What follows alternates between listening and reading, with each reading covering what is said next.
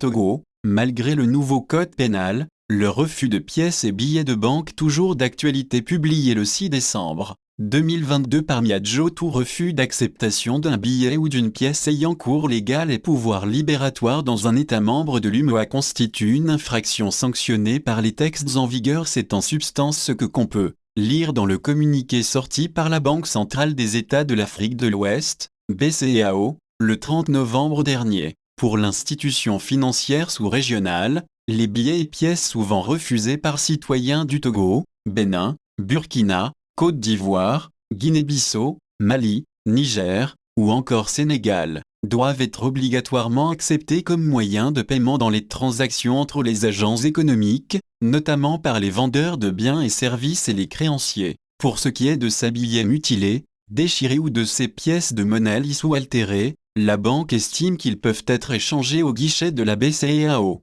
Un communiqué qui tombe sous le sens, dans une époque où jamais des pièces et billets ayant cours légal n'ont été autant décriés. Les citoyens qui se croient sans doute sortis de la cuisse de Jupiter, sont trop nobles pour faire circuler une monnaie qui ne demande qu'à l'être. Au Togo, ce n'est pourtant pas faute d'avoir mis en place un nouveau code pénal qui dispose en son article 1165, est puni d'une amende de 10 000 à 50 000 francs CFA. Toute personne qui refuse de recevoir pour sa valeur officielle la monnaie qui n'est ni fausse ni altérée ayant cours légal. Ce qui est fait de ce code, Dieu seul sait. Les Togolais continuent de refuser outrageusement la moindre pièce lisse ou le moindre billet froissé. Il faut que les autorités économiques sévissent pour servir d'exemple. On ne compte plus les victimes de ces refus. Georges Apetsi.